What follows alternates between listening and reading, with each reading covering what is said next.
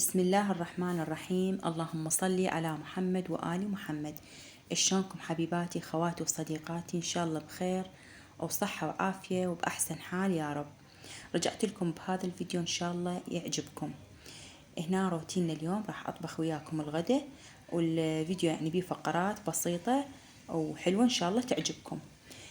طبعا أكيد تعبانين من الامتحانات، صار لنا 3 أيام امتحانات، الله يسهل إن شاء الله عليهم وكل صعب إن شاء الله.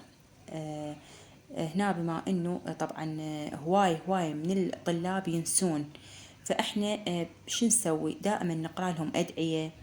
هواي أكو أدعية بنات، نقرأ لهم أدعية على الماي ويشربون الماي مثلا. نقرأ لهم، نخلي إيدنا على راسهم ونقرأ لهم هاي قبل لا نقريهم، يعني إحنا مرات قبل لا يروحون للامتحان. فهنا اليوم جيتكم بدعاء كلش حلو وبسيط، راح أقولكم بيه سووه لبناتكم والأولادكم. أنا جاي أسويه لبنتي. الدعاء يقول: رب اشرح لي صدري ويسر لي أمري واحلل عقدة من لساني يفقه قولي باسم الله الفتاح. اللهم لا سهل إلا ما جعلته سهلا، فإنك أنت شئت تجعل الصعب سهلا يا أرحم الراحمين. هذا الدعاء بنات تقروا لهم إياه، تردون على الماء يشربوا، وتخلون إيدكم على راسهم وتقروا قبل لا أنتوا تقروهم وقبل لا يروحون للامتحان. والصراحة هواي أدعية أكو، كلش هواي أدعية. فأني هذا الدعاء جاي أقرأ له إياه، وإن شاء الله خير إن شاء الله.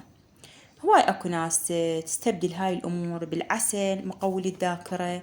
أنا الصراحة ما التجأت لهذا الشيء، لأن هم تعرفون بطبيعتهم أكو يعني أطفال يصيرون أذكياء وما ينسون اللي حفظوه، أكو تقريهم منا بس يروحون للمدرسة قدام المعلمة كل شيء ينسون.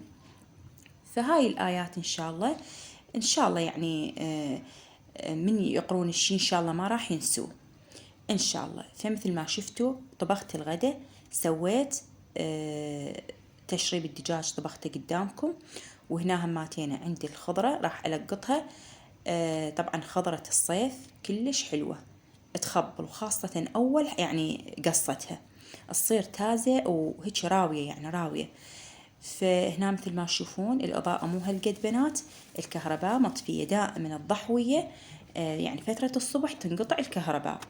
فأني أظل يعني مستمرة أصور، مرات أخلي لايت مال الموبايل الثاني همات يعني يعطيني إضاءة حلوة. هنا راح أسوي اليوم ويا تشريب الدجاج أسوي لهم برياني جزر، يعني تمن جزر. أنا أسميه مطبق جزر، وأكو ناس تسميه تمن جزر. فمثل ما شفتوا سويت الحشوة، بس ما سويتها قدامكم لأن أنا مسويتها بالقناة. وهنا هذا التمن طابخته وخلطت الحشو وياه، والدجاج هماتين شويته بنات بالأوفن، وهذا هماتين التشريب. هنا كمل عندي الغداء الحمد لله والشكر. مثل ما قلت لكم عدلت روتيني، أقعد من وقت، أطبخ غداي من وقت، الحمد لله والشكر. أهم شي واحد يعدل الروتين مالته، يعني على الساعة 11 أنا مكملة الغداء. هنا بنات اجيتكم بوصفة كلش حلوة للي اظافرهم بيها هشاشة، يعني الاظفر من يطول ينكسر او الاظافيرهم ما تطول نهائيا. هاي الوصفة من مكونين بس، اللي هو الليمون والكربونات السوداء. هاي هي مثل ما تشوفون عندي ليمون مقصوص بهاي الطريقة. هذا الليمون اللي مرات تعصريه على الزلاطة لا تذبيه، نص ليمونة تعصريها مثلا على الزلاطة أبد لا تذبيها، تقدرين تسوين هاي الطريقة. تخلين البيكربونات السوداء بهذا الشكل، وتخلين أظافيرك بهاي الطريقة، وتفريها لمدة 5 دقائق أو 10 دقائق، راح تشوفين نتيجة يعني حرفيا كلش حلوة. أنا طبعا ما عندي أظافير يعني ما مطولة، بس صار تقريبا أسبوع هيك عجبني يعني أطولهن. قلت يعني أريد هيك طريقة تكون سريعة لتطويل الأظافر، سويتها مرة واحدة، وهاي المرة الثانية قلت أشاركها وياكم. الصراحة أنا ما أحب يعني الأظافير يبقى مدة طويلة، يعني أطولهن هيك فد أسبوع أسبوعين أو أقصهن ما أخليهن.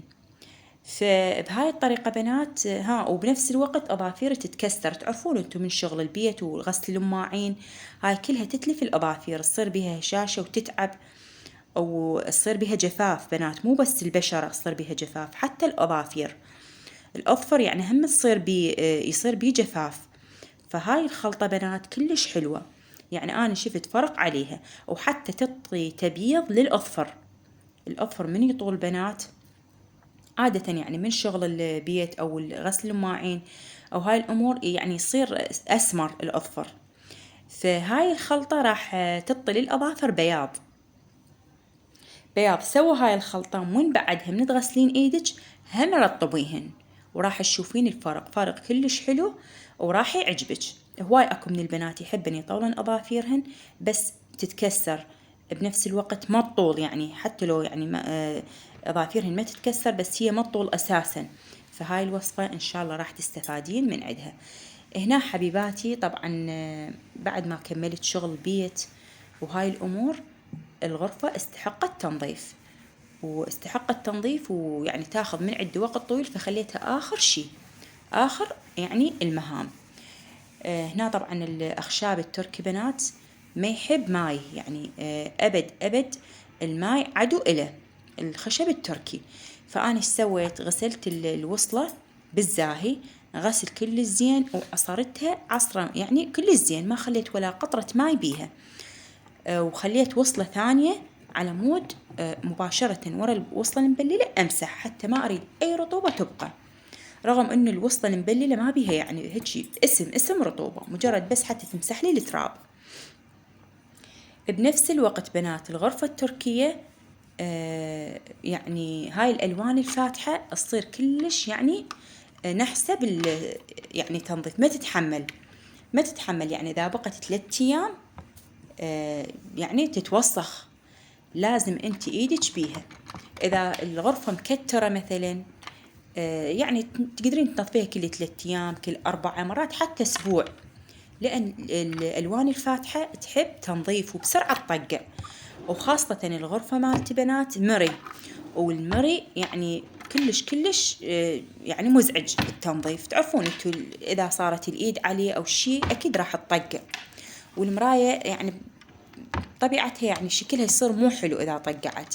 فأنصحكم اللي تحب تشتري غرفة تركية، هسه ما شاء الله الناس كلها ذابة نفسها على التركي، عافت يعني الصاج ذاك من ذاك الخشب العراقي تسوي.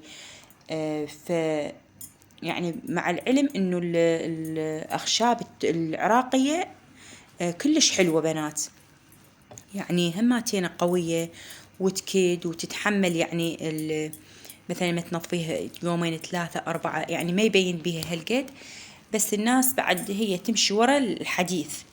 فأنصح أي وحدة تريد تشتري غرفة تركية لا تاخذ بيها مر هواي، لأن المر الهواي بنات تعب يعني بالتنظيف، تاخذ وقت وكلش يعني متعبة بالتنظيف. يعني على الأقل تاخذ لها مثلا فد مراية وحدة بالكنتور هيك. يعني هسه أني الكنتور مالتي بيه 4 مري، يعني 4 مري بيه، وهي أساسا يعني الشرباية بيها مراية، مال شو اسمه القيافة هاي المراية هماتينه مال ميز التواليت ما شاء الله كلها مري. هي صحيح حلوة مرتبة، وبعد التنظيف والتبخير يصير فشي يعني كلش يعني شكلها حلو ومرتب. قلت لكم هي شوية واحد لازم ايده بيها وينظف. وهنا كملتها على آخر حباية، كملت تنظيف الغرفة كلها يعني كامل. بس أنا شنو بنات ما خالة لا تياب اللام على الميوزة ولا كل شي، خالتها هيك سادة. شو تقولون هيك أرتب لو أجيب تياب اللام أخليه؟ أنا عاجبني لو مزهريات لو تياب اللام، مرات أقول يعني النشرة تكفي. وهنا كملت على يعني آخر وجه مسحت الأرضية وآخر فقرة التبخير اللي هي تجيب الراحة النفسية. وهذا الشكل النهائي، وصلت وياكم للنهاية. انتظروني بالفيديو الجاي، مع ألف سلامة.